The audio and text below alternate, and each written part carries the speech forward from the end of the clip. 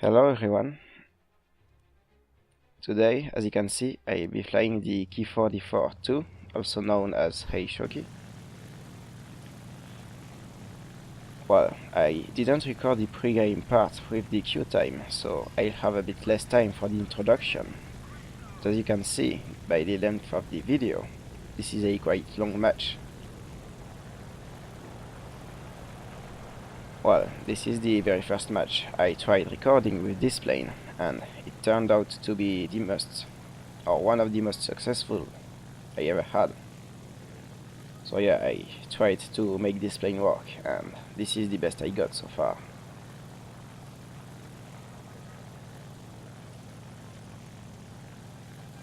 So yeah, just setting up the engine controls, which on this plane will avoid you any overheating, even with web. And just look at that climb rate. I'm in a 20-degree climb with no more than 2 degrees of angle of attack, and I'm maintaining more than 160 knots at sea level. And that's 300 kilometers per hour. We're fighting Russians for this match, which is not very common for Japan, and as a comparison, it's as good as, or if not better than the climb rate of the La-5 FN from the previous video at battle rating 4.0. And this thing is at 2.7 and not even spaded for that particular match.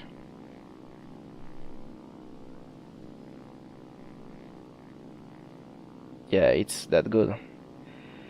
The climb rate, once spaded, is 3,699 feet per minute, or 18.8 meters per second, and that's without web. So it's gonna outclimb, or at least keep up with, basically everything it's gonna face in a climbing contest, even the P-39. Its maximum level flight speed is 327 knots, or 606 km per hour of true airspeed, at 17,056 feet, or 5.2 kilometers of altitude, which is quite high for a Japanese aircraft. But a lot of the planes you will encounter will still outperform you at higher altitudes.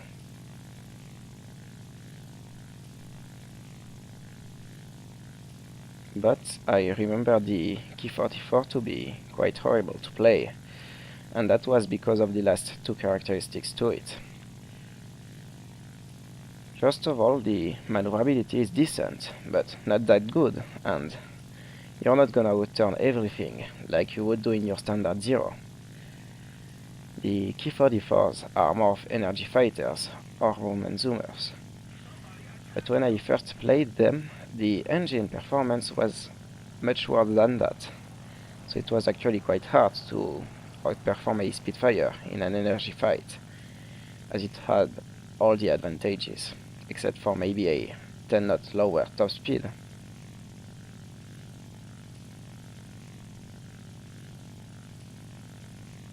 And the plane had the performance to do that decently well, and now it's excellent. But what the plane surely doesn't have is the best guns.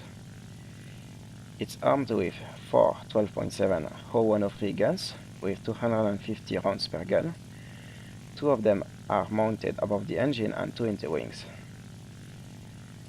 And these guns are some of the worst guns, especially for a boom and zoomer.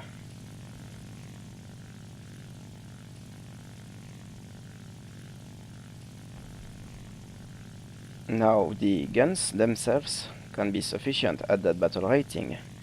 They still output sufficient damage to fit a plane like the Ki-43, in which you usually have a lot more time to fire guns at close range. But in a boom and zoom scenario, you won't be able to hit 200 rounds in one pass, which you will need to get some consistent damage with these guns. And that's because the velocity is rather low, so you'll have to get closer than 400 meters to effectively hit. But unlike most other guns with that low velocity, the damage output is equivalent to most other nations' low-caliber machine guns.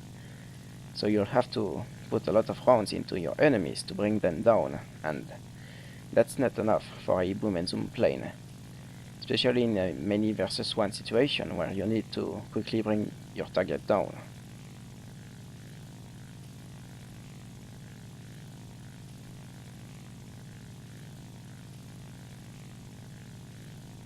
But now, with the better energy fighting capabilities of this plane, you can actually put your guns to work and deal sufficient amount of damage to, in the long run, put down your enemies, which is what I'm gonna do in this match. But the results aren't really satisfying for me, as you're about to see.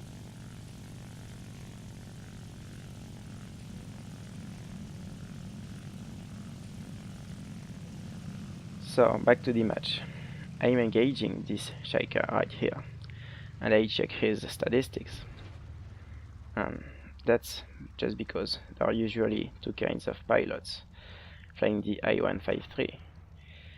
They are the newbies who had just come to realistic battles and use the premium version just because of its rewards. And there are the more experienced RB players who just like to be untouchable and very annoying to kill. Well, this one was the first kind of pilot, but the one I'm about to engage now is actually more experienced, and he's not gonna let me kill him easily.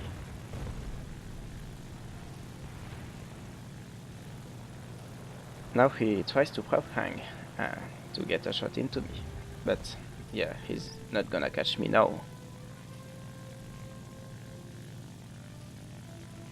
But when I come back around, he doesn't let himself stall out. He dives straight down, and I know that if I try to follow him directly, I risk ending up losing my energy advantage over him. Yeah, Chaikas are quite nasty little planes with their energy retention in turns.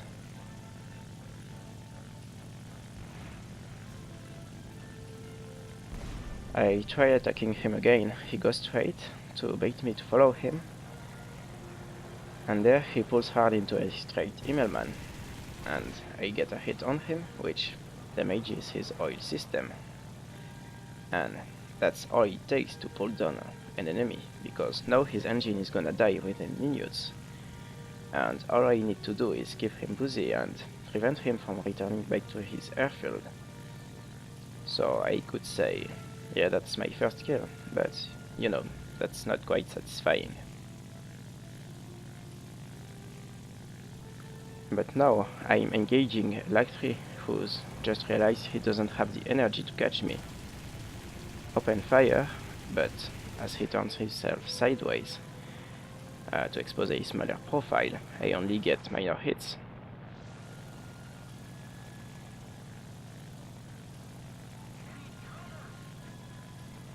And now, both him and the Chaika I first thought about engaging are trying to connect a far shot, but the Chaika is spraying from more than 1.5 kilometers away. Dude, you're never gonna hit from that distance.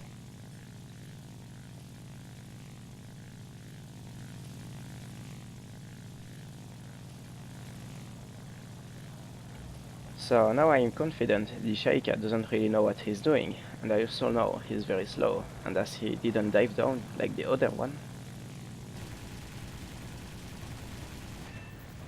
he makes up for a quite easy target, even for these guns, and that's my first confirmed kill.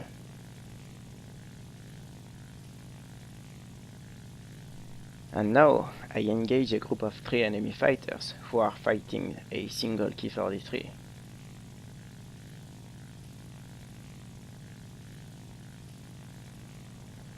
My teammate goes vertical with 2 guys following him, and here was I make my mistake. I initially wanted to shoot the Lactri and then switch on the Shaker, but with these guns I won't be able to shoot both of them down. So I had a perfect opportunity to finish off the previously damaged Shaker, but I actually killed none of them, and now the Shaker is not gonna let me hit him.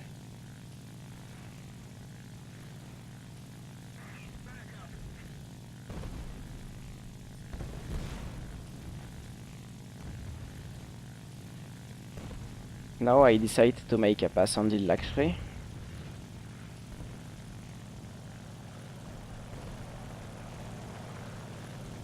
But even with some heavy hits, I miss the killing shot, but I do damage his engine quite heavily, so he's not gonna last very long.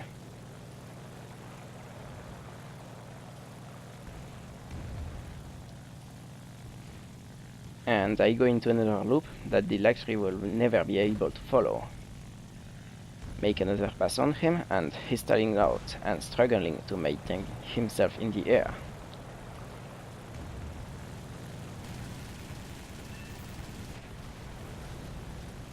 And this time I put him down, so that's my second confirmed kill.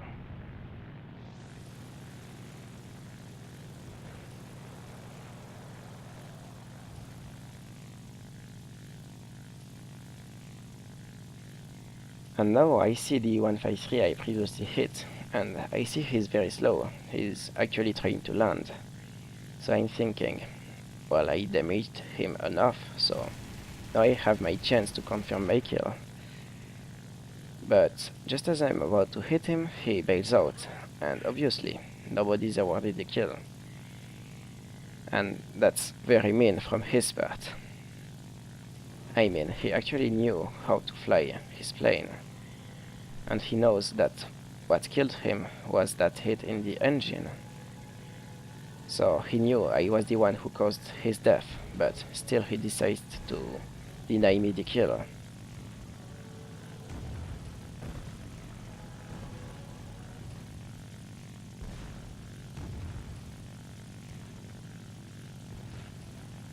But now the lag 3, who has maintained his altitude and not taken part in any engagement so far, is diving on me. So I'm not gonna try to turn around and engage him. I'm gonna play the most passively I can at first. And if he commits to follow me and I don't die immediately with the performance of this plane, he's gonna blitz his energy way before I do.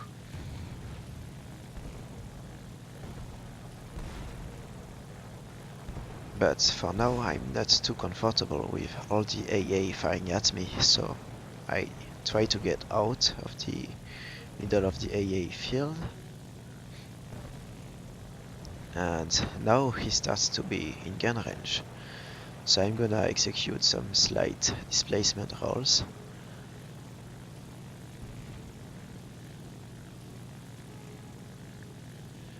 And right about now I realize the Corsair is coming for help, so I bank hard and hope to avoid any incoming shots. And after a full climbing turn, the lag 3 is on the edge of stalling, and that's a very easy shot for the Corsair.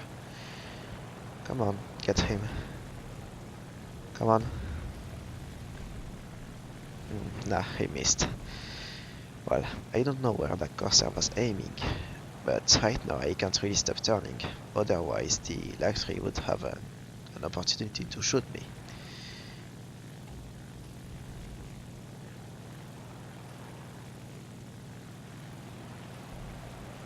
But there the Corsair does something clever. He flies to my side to incent the lag 3 to follow him and give me enough breathing space so I can turn around on his tail. But unfortunately the lag 3 wants me really bad, so he didn't pull off to go for the easy kill.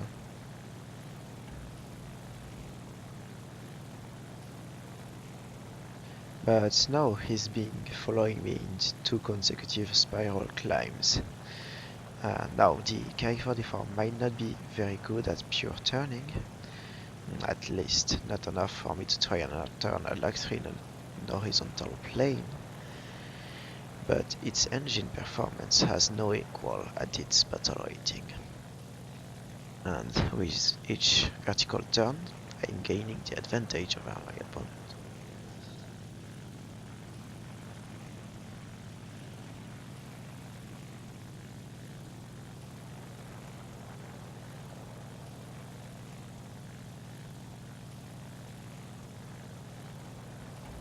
And now he tries once more to pull up and stalls completely, while I have just enough speed to bring the nose around and shoot him.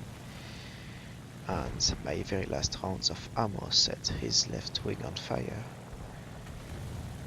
And that's my third kill on the scoreboard, on my fourth, if you count the Tiger.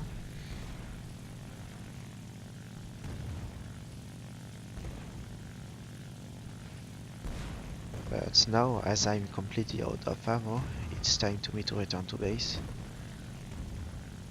Meanwhile, one of the enemy's A-16 just got his third kill as well on one of our bombers.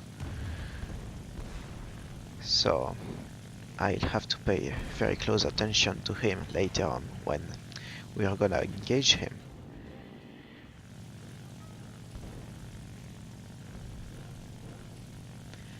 And yeah, then we also know there's still another Black 3 still alive.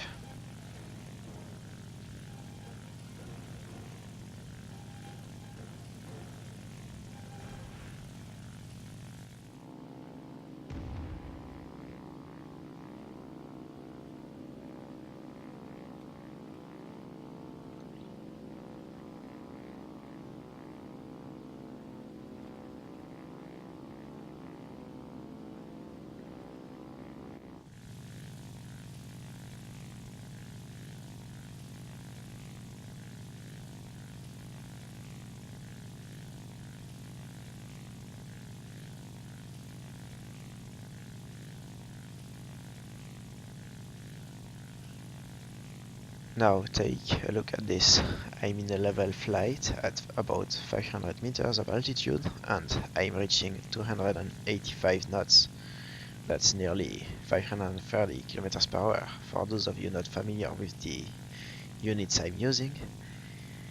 And that's almost the speed of the La-5FN at battle rating 4.0, which is considered by many a very good plane for that battle rating.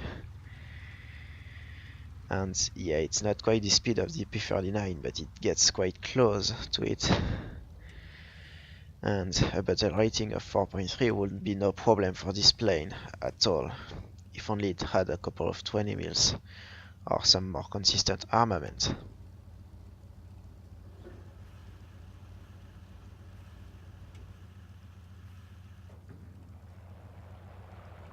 Now let me just land, rearm and take off again. You know, that's the boring part.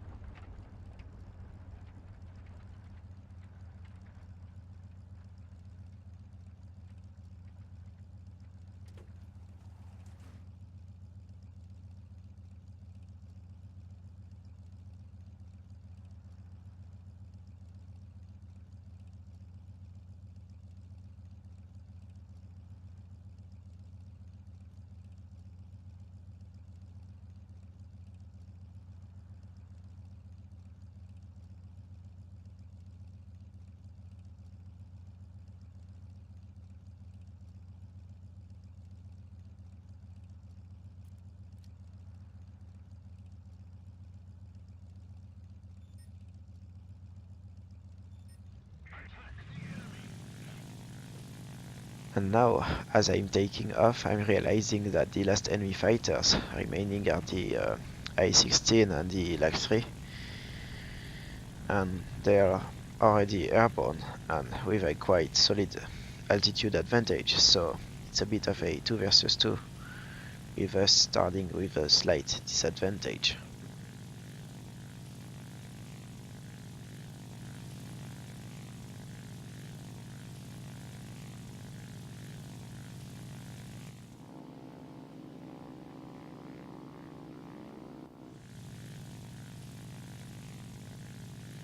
Now my friendly corsair gets himself spotted, so he turns back and slightly dives to the airfield to get some speed. And meanwhile I was climbing away from them to avoid getting trapped with no energy. And it's now time to turn back and give a hand to my teammate.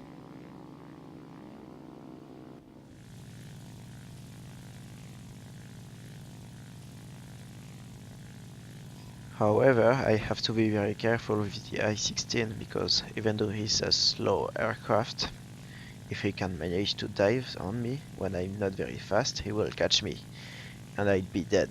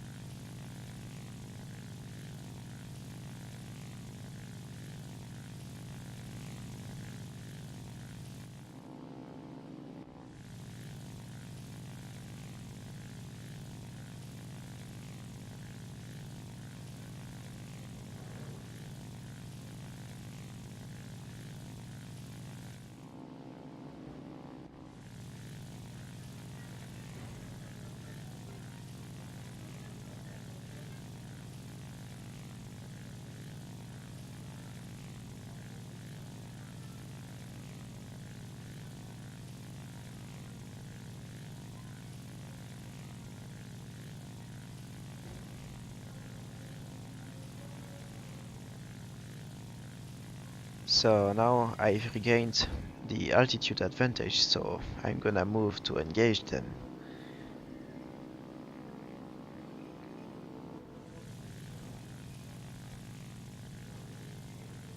And at this point, the Lag 3 should see me.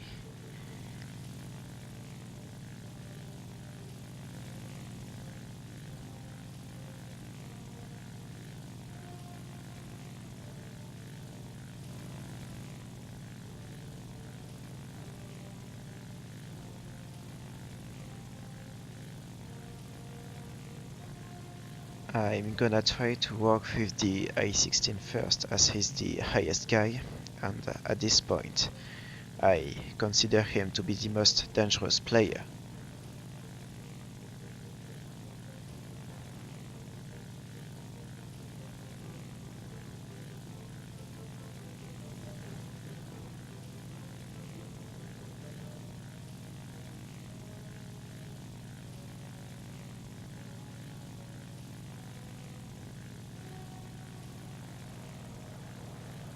I make an approach on him and he goes into a split S, so I'm gonna be able to start boom and zooming.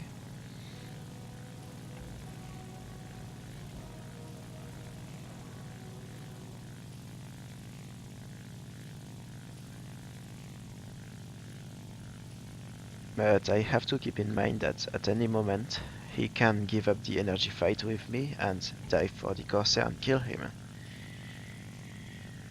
And I really don't want that at that point, considering the number of bombers and attackers left alive. I'm gonna need those 6 American 50 cals to do some damage for me. And that's why I need to be aggressive against this player.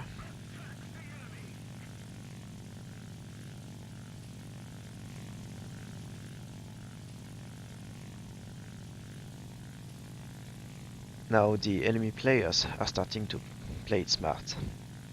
The I-16 is trying to drag me down and away from the Corsair, who has very little chances of winning alone against the Lag 3. But as soon as I turn around, he turns back, and I actually realize the F4U is behind the Lag 3. So now the last thing I wanna do is drag the I-16 into the fight. So it's now my turn to try to keep him away from my teammate.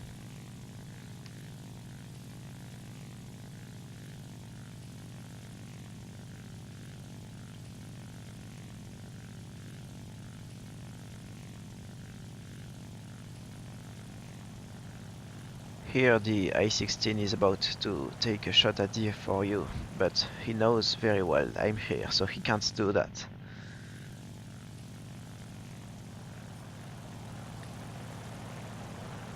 And meanwhile, the Corsair completely ignores the Ishak.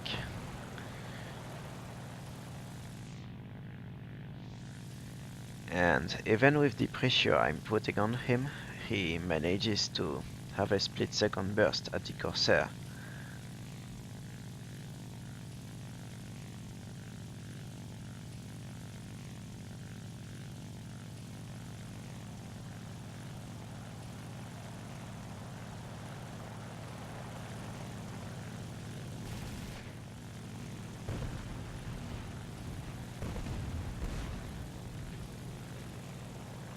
Now, the Ishak just manages to get a lucky hit on me while I was zooming away from him.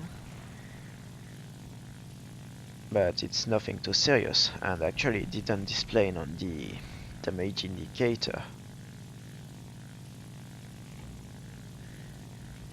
Meanwhile, the Corsair makes another pass at the Lac-3 that I wouldn't necessarily call well timed. But you can't always demand perfection from your teammates, can you?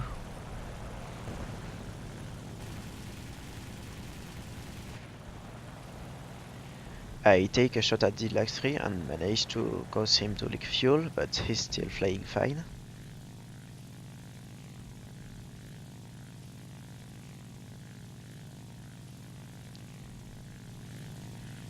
Go into Animal Man, and he's trying to turn back into me.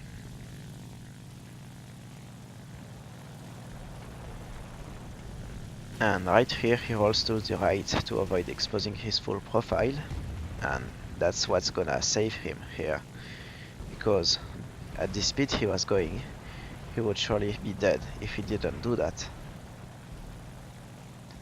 But I did manage to hit the oil system with these shots, and looking at how far he's from his own airfield, he will never be able to make it back to base.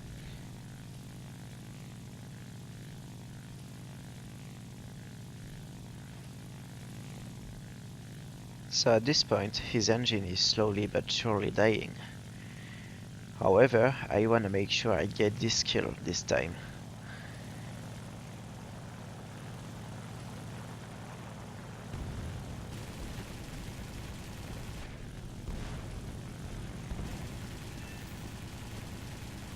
Could have worked right here, but now I know the shoki is right behind me.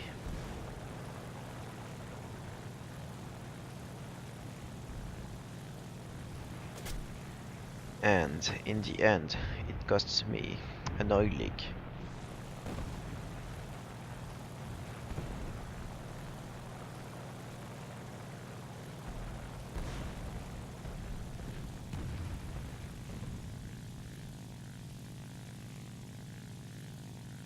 And as you can see now in chat, I was quite annoyed. The Corsair let me alone with the two enemies and my guns not really working. But he actually got critically damaged by the Lac-3 and he just crash landed. And then of course the Lac-3 ejects, and with all the damage I put into him, I don't get the kill. Meanwhile, he gets the kill on my Corsair, who's now repairing.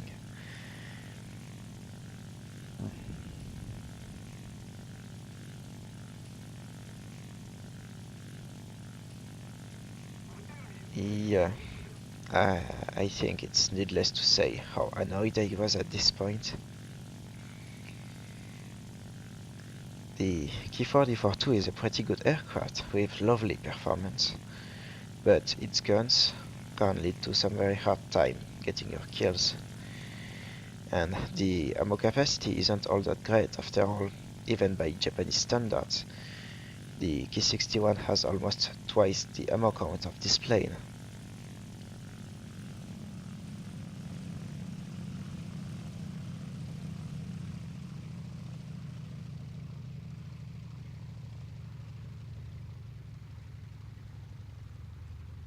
So it's now time for me to land for the second time, as my engine is leaking and I've gone through quite a good part of my ammunition shooting on the Lac-3.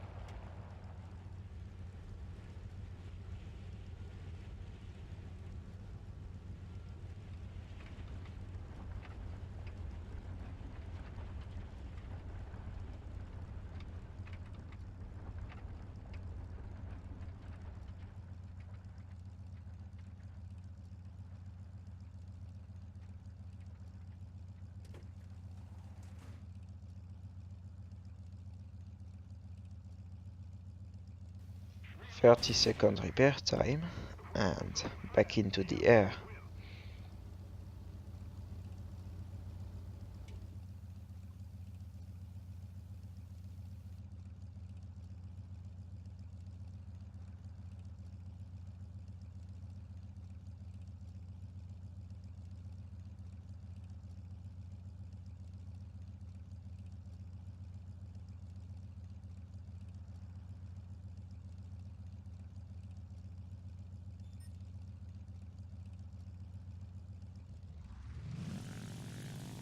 Now, at this point, the match is looking slightly better.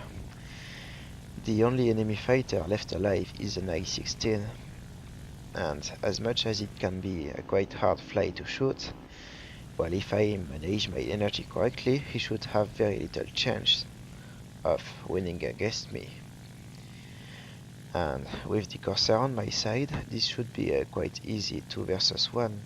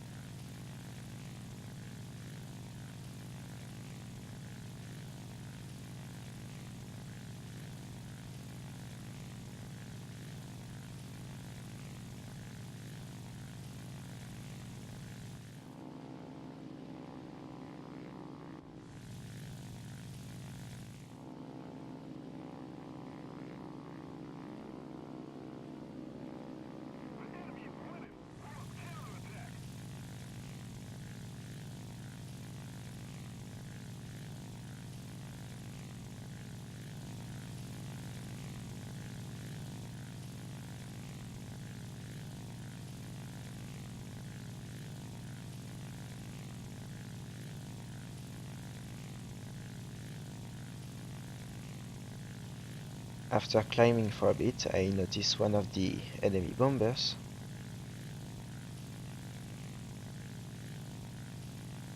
And of course I'm not gonna try to attack him for now.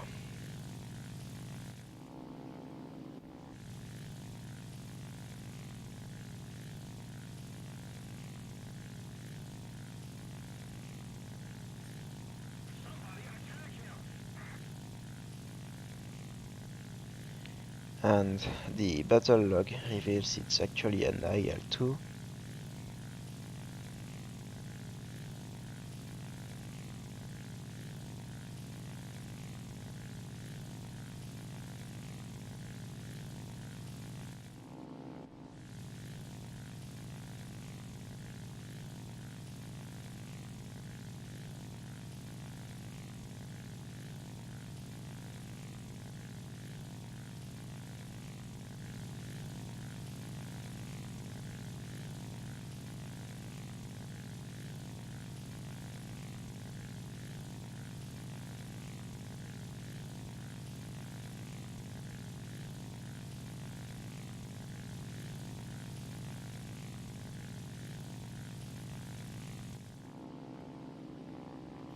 And now I'm high enough, so I level out.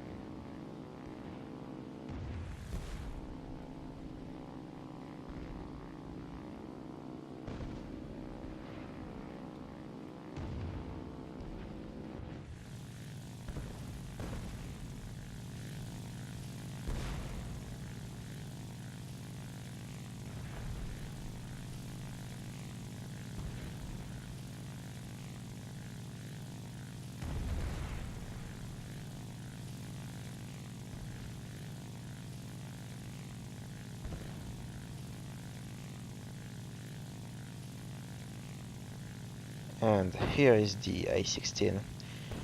He is quite close to his airfield, so we have to be careful.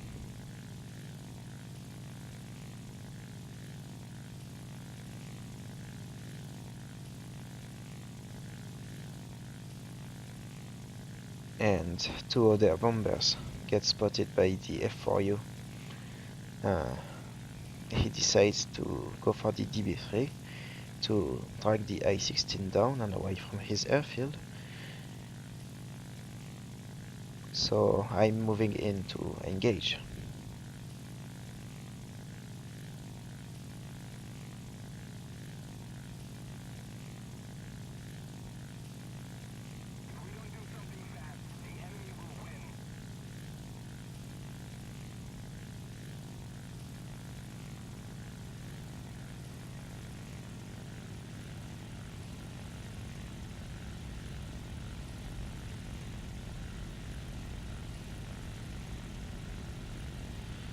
Of course, the A-16 sees me now and goes straight to try to lure me into a turn fight.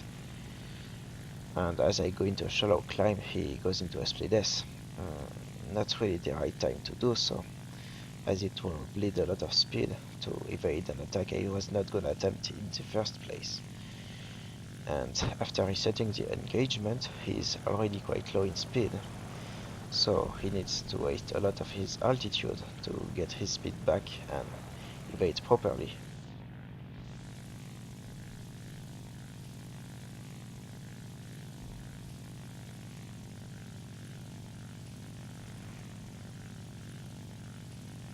Now I'm directly above him and the Corsair is making passes at a shallow angle.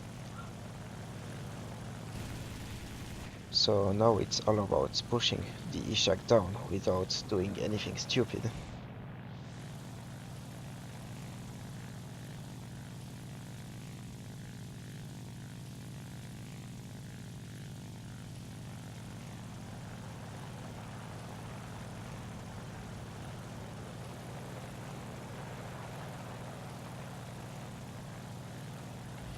And now he's down on the deck with not a lot of speed.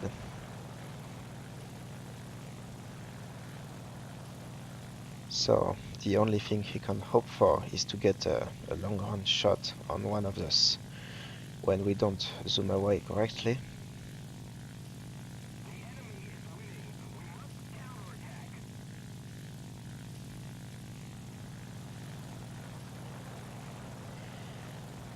And yeah, he's now running out of opportunities.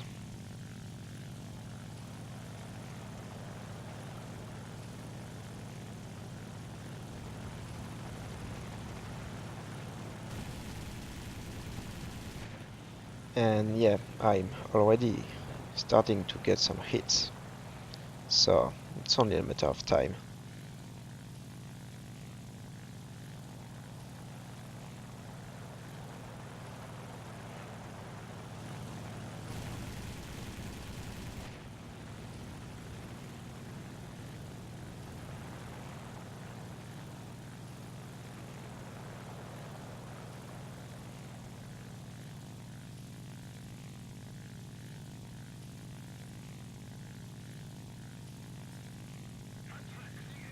And now the IL-2 joins the fight to try to give a hand to his teammate.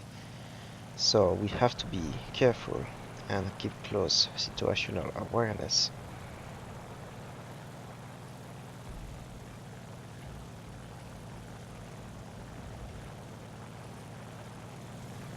This time I can get a quite solid burst into the Ishak.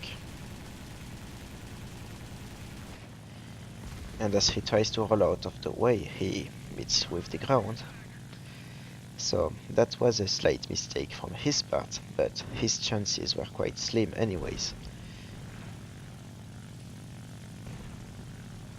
Now it's time to take care of that annoying Stormovic.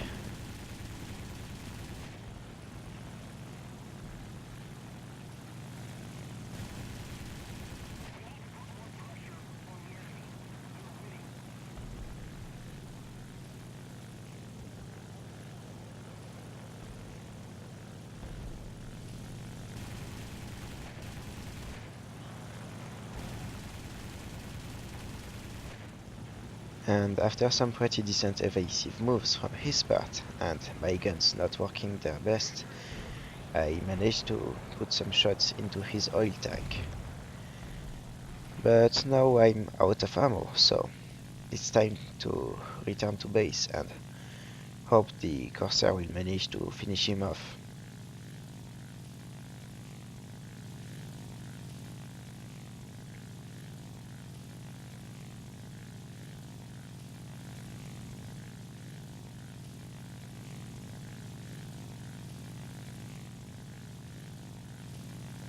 And I met the SB2M who was returning to base as well. So I'm gonna try to put my last 2 rounds of ammo into him. And luckily I managed to hit him, but of course nothing spectacular happens.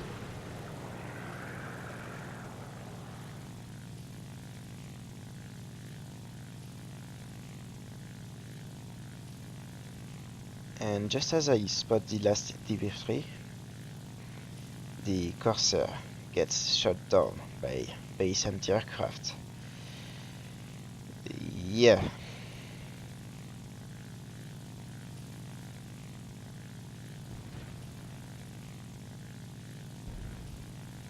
At this point, I'm voiceless.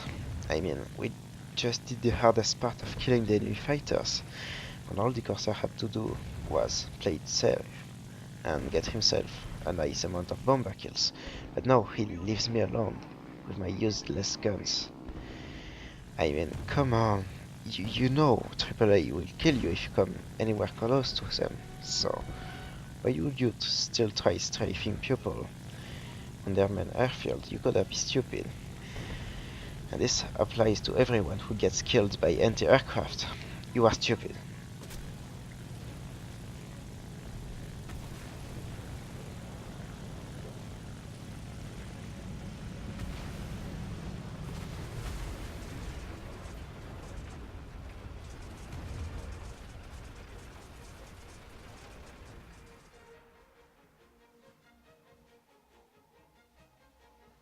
Well, I didn't expect that.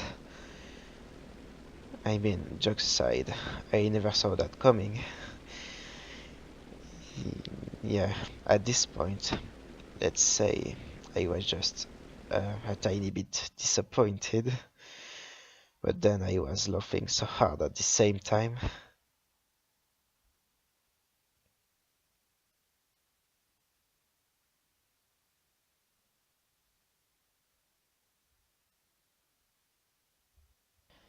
So I just recorded the end of the match as I stayed till the end of it. And as you can see, there's 1 minute left on the timer, and the last guy on our team is a Ki-81 bomber who's about to leave the match. And yeah, so you have no sound because at the same time I was watching some YouTube stuff.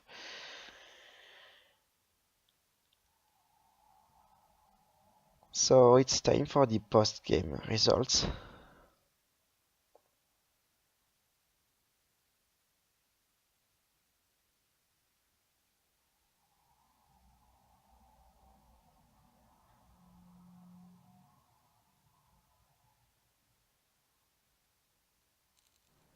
So as you can see, this match pretty much spaded my aircraft. And I made the mistake of researching the last bomb modification as I didn't notice I still had the fuselage repair to unlock. But yeah, it doesn't matter that much after all.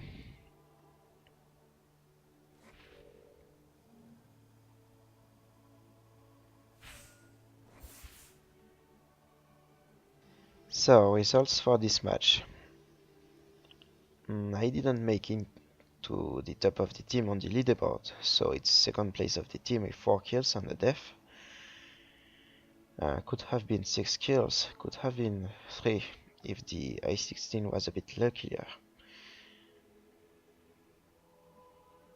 And it's 1630 modification research points and 22,930 silver lions, which is not that much as we lost.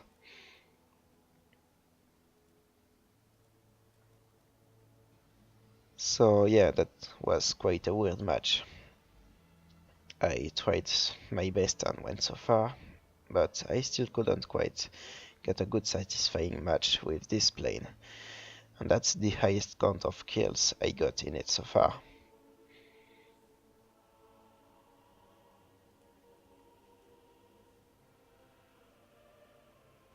Yeah, I have pretty poor statistics knowing I had 4 kills less before that match. And also just remember this footage was recorded on April the 18th, so the Italian victory is still not there.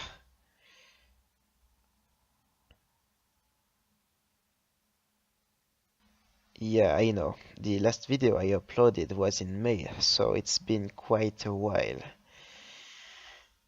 You know, a lot of things happened to the game since then, and this plane is now one of my favorites, if not my favorite Japanese plane.